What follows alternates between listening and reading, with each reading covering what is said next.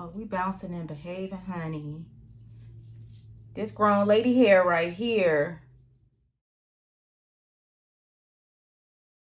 Okay, I get a lot of questions about how I blow my hair out at home. So that's what we're gonna do. And I'm gonna walk you through it. So let's go. My last blowout was fire. I loved it. It lasted over a week. I only washed my hair because I needed to put heat on my hair again, and I had used a lot of hairspray over the weekend. So I will never redo heat at that point. So I needed to wash and start over. I've been trying the protein infusion line from Nexus. I got the travel sizes from Target just because I wanted to try them. But because my blowout was so fire last time, I think this was part of what contributed to the cocktail. And I really, really like it. It left my hair feeling very soft and hydrated and smelled good. So I'm gonna buy full-size versions of those. I also used the Easeline Beauty. This is a new line by Marche. She's a very popular influencer, and this is her hero product from her new line, Easeline Beauty. It's their treatment mask. It smells amazing. She's thick as cold grits. I've already used it like 3 or 4 times. This will be staying in the rotation. I'm very happy with it. So I have washed and conditioned and deep treated my hair. And then the next thing I'm going to do is go in with the leave-in conditioner. This one is from Kristen S. It's the Weightless Shine leave-in conditioner for all hair types: detangling, softening, strengthening, moisture sealing, shine enhancing. Just going to douse my hair. I'm going to section my hair off and detangle and blow dry. All right, I use these clips, and I've got 2 here, 1 here, a section here. I'm going to make sure we're detangled. You see the product is just sliding right on through, and then we blow dry.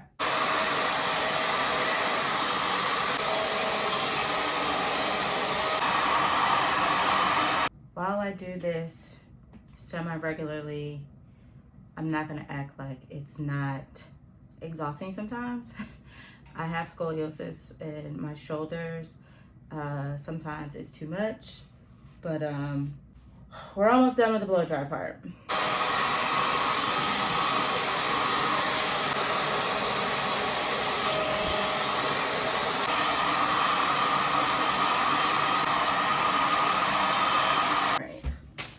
Little scalp root check. Make sure we're all dry. Now we are all dry, and I am going to go in with a heat protectant. This is the Blowout Heat Defense Serum from Amika. I've been using this for about 4 pumps. I've been using this since 2019, and I ran out of it not too long ago and was doing my hair without it because I was being too lazy to replace it, and my hair was not giving the same thing. So I make sure that I always have it now. Always have to have a heat protectant. Now I'm gonna go in and section it off, thin-ish sections with my Amika flat iron. I've had this for a couple of years. I love it. It goes up to 450 degrees, I believe. Yes, 450. She heats up pretty quickly. I take it to the max because that's my business and my hair don't break off. I have a whole nother separate video about the tools that I use. Boom. Let's get to it. Maybe I'll answer some random questions that I often get asked about my hair while I flat iron. I know sometimes I get asked how long have I been natural? My first relaxer was when I was 11. I was relaxed from the age of 11 until I was 30. But my hair was always pretty well trained, and I never got more than 3 relaxers a year. But I got my last relaxer in September of 2014, right before I turned 30. I was experiencing some issues with my scalp, and I wasn't sure what it was attributed to. And then my mom called me one day randomly on a Friday night while I was watching Golden Girls. And she was like, oh yeah, by the way, I have alopecia, and the doctor said I should tell you because it's hereditary and people with thick hair get it the worst because it takes too long for them to tell. So that was the last time I had a relaxer. I thought she was being dramatic when she told me that. I was like, girl, yours is probably stress related, but whatever. I was letting her get her shit off. And then when she was telling me some of the signs and symptoms, it was things that I was experiencing. My scalp was really, really sensitive to heat. I would find scabs on my scalp. Like if you get a blow dryer or a flat iron too close to my scalp, I scab up. My scalp got really, really irritated. So one thing about me, I'll cut my hair off. I'll do all things. I'm not going to be bald against my will. So that was that on that. I don't believe in all that alpha numeric hair stuff. If you want to be 3D, 4G, all of those things, I don't subscribe to that. None of them learn that in hair school. I think it's just a big marketing thing. Your hair is either wavy, curly, or coily, and that's it. I got different patterns around my head, and no, it ain't heat damage. So don't ever ask me. My hair just natural. That's it. One thing I hated, like as I was transitioning, or even before I transitioned, I hated what I like to call shea butter Twitter. I hated the girls on shea butter Twitter. It really was a war versus the relaxed girls and the natural girls. Honestly, truly, do what works for you. But what I hated was the natural girls thinking that they were better just because they didn't have a relaxer. And I'm like, girl, you don't spend less time. You don't spend less money. Your hair not healthier. You're still obsessed with it being long. And you don't get regular trims. And you look like you have mesh ends. But go off. Then it was all the girlies that were just obsessed with co-washing. And I remember asking Tania, my main stylist, what her thoughts were on co-washing. She said, when you wash your panties, do you do it with only water? Ew, no, I would never. Why would you do that with your scalp? And you never co-washed. Like that just sounded absolutely disgusting.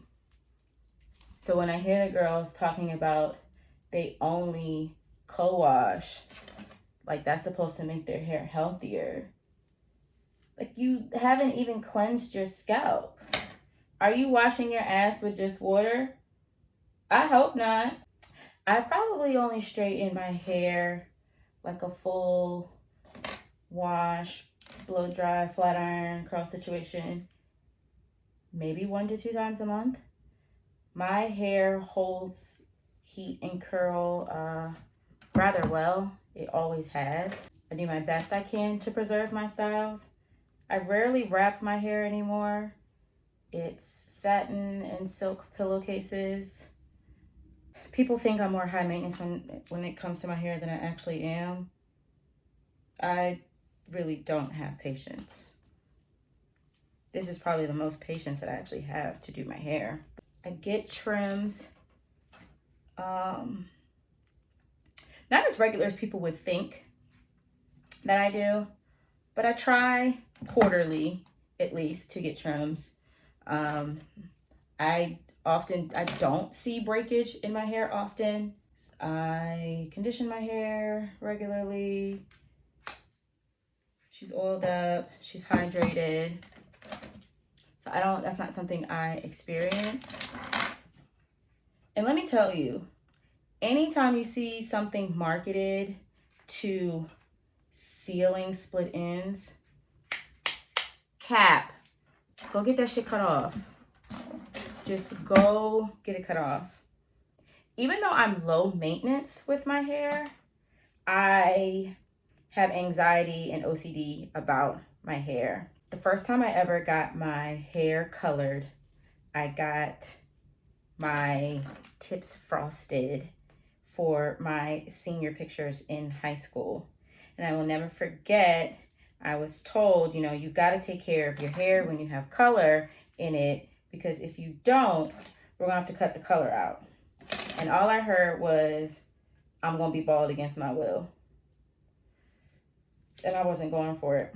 I've never had trouble with coloring my hair.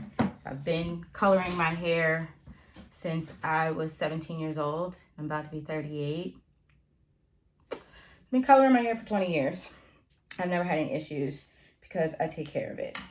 Because like we all know the girls that come back to school, they came back to school with the short cut. And I was like, oh, I just needed something new. Girl, your hair was fried, dyed, and laid to the side, and you had to cut that color out. You're not fooling nobody. I was in undergrad. I had really, really bad anxiety about split ends.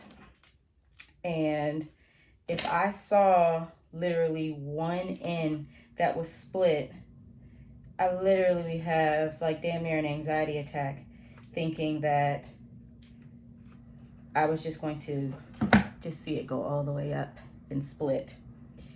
So I used to leave campus and go find a hair cuttery, and I would get a dry cut, and then I would go home and wash, blow dry, and curl my hair myself. I didn't trust them to do my hair at hair cuttery, but I would allow them to do a trim. So sometimes I might wash, blow dry, flatten my hair, and just go in and just let them just dry cut it for like $15. I'd give them like $20, $25, and that would ease my anxiety. I like my hair to bounce and behave. I like voluminous, sexy hair that blows in the wind. And because of that, I will always have face framing layers. It's just my thing, always been my thing. Of course, I've tried a number of products over the years, and I know this probably sounds bad, elitist, or whatever. I don't know, I don't care, but I don't like a lot of hair products and brands that are targeted and marketed to ethnic hair, women of color, black hair. I don't like the way that they smell. I don't like the way that they perform. But I also feel like while a lot of these other brands do have products that will work for us, then they're not marketing to us. I like luxury brand hair care products. And one of the reasons is, you know, a lot of the, you know, the black girlies and natural hair girlies always laugh at that when they say, oh, use a dime size amount. You can do that with luxury hair care products. With luxury hair care products, because they're more highly concentrated, a little bit goes a long way. So while it may cost more, if we're talking about cost per use, I'm getting more use out of it because I don't have to use a lot of it. And then how often are you actually washing your hair or doing your hair, right? I'm not doing my hair every single day like maybe someone with a different texture, like a white girl who may wash her hair 2 to 3 times a week or more. I'm washing my hair 2 times a month sometimes. So cost per use, and I don't have to use a lot because it's highly concentrated. That's just, it works better for me. And I'm sorry, they smell better. I'm sorry. Y'all can have those twigs and berries and the cocos and the shades. That's not for me. I like my products to smell like decadent. I like to smell like I live in a different land. I have products that make me smell like I just am walking on the beach in Tulum. I have products that make me smell like I just stepped out of a salon on Rodeo Drive. It's giving luxury. And luxury sometimes isn't a price, it's a feeling. So my hair is nourished, it looks good, it's shiny, and I feel different. Sign me up. I have been asked before, like, why am I natural just for me to wear it straight most of the time anyway? One, it's my business. I do like the versatility though. I can still do wash and goes. I can still do natural styles and things like that. When it comes to heat damage or anything like that, I've never really experienced heat damage. My curls in the front sometimes may get just like a little, what I would consider just a little stressed, especially if I'm in a bundled up season and my leave out, it might be like a little stressed. But the way I remedy that is just once my bundles come out, I do a really good deep conditioning treatment, and then I might go into braids or do a rod set or something like that. I'll just do no heat or minimal heat, maybe like 2 to 3 weeks, and then my curls bounce back. You have to know your hair and your texture. So, but because I use really good products and heat protectants, and I try not to over manipulate my hair, that's heat damage is not, and breakage is definitely not something that I deal with. I do not believe in hair vitamins. I do not believe in hair vitamins. I do not believe in hair vitamins when it comes to growth. My hair grows like a weed, but honestly, baby, that is genetics. And anybody who actually is a real stylist and has studied hair and things like that will tell you it's genetic. It is not these pills y'all are taking. I'm telling you. Child, get regular trims. Wash your hair. Cleanse your scalp. How you think your hair gonna grow if your scalp dirty? Like, wash your hair. Cleanse your scalp. Drink water. And mind your own edges. And I promise you, your hair will grow. I'm actually doing my hair on the clock right now. This is reason number 1065. I'm never going back to anybody's office. I don't do the whole chase method with a comb. I honestly am not even sure of the purpose of them doing that, but never really done it. Don't feel like it's necessary for me, but what do I know? Stiff wear, bitch.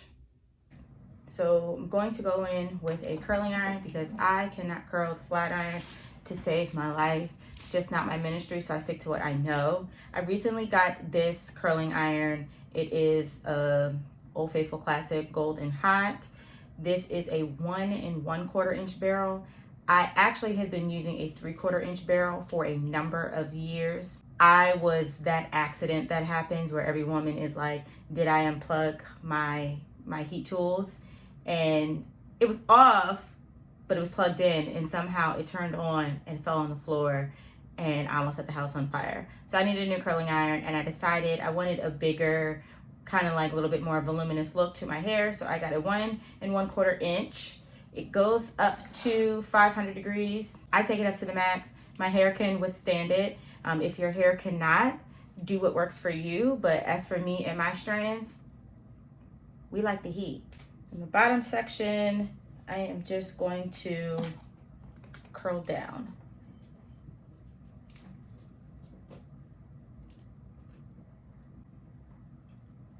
And then I don't manipulate the curl right away, just so I can let her cool.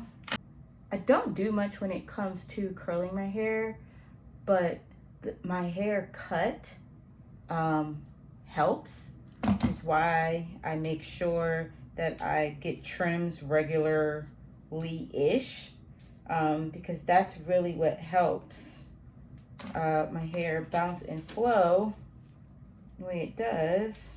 You know, one of my biggest pet peeves? One of my biggest pet peeves is when people ask you things. Like, if someone asks me, oh my God, how does your hair grow like that? Oh my God, what do you do? And then you tell them, and then they want to shit on what you do or throw shade. Girl, you asked me. Like, people would be like, oh, like, what do you do? And when I tell them that I don't put a lot of heat on it. I don't actually wash it often and things like that. I leave it alone. I either don't believe me or think like somehow like that's disgusting. But you came and asked me for a reason. Either you want your hair like mine or you don't, but Joe. The other thing I hate is when people will ask you how much you paid for something, which I don't mind sharing. I have no problem being transparent how much I pay for things. But then when it's the, ooh, I could never. I could tell. I could tell that you would never invest in your hair. And it shows. No Sade. Actually, all Sade. Like, sometimes you gotta pay to play. And when it comes to my hair, that's when I'm paying the $5. I may not invest on a number of things, but my hair, I play no games. This ain't for the girls that only just bump their ends. You know what's also funny? Like, my guy friends over the years, like when they complain about certain things, I had a number of guy friends that were telling me that they hate when girls' hair smells a certain way. And when I finally was able to identify the smell that they were talking about, I said, oh, that burnt hair smell. I was like, oh, because she's curling dirty hair and then just trying to like spray hair products on top of it. Y'all think guys don't know shit. They know shit. They may not know how to articulate it, but they know when stuff fucked up. Y'all gotta stop curling dirty hair and walk around with this burnt hair smell. They don't like it. I really need the girls to stop being worried about length retention and really worry about the health of your hair. Because there is nothing worse than jagged ends, mesh ends. The health of your hair should be more important than the length. And if you're really worried about the length, then just add some. This just feels really good. She's shiny, she's bouncy. She's bouncing and behaving. When I get to the end, I take the center section of my head and I curl backwards.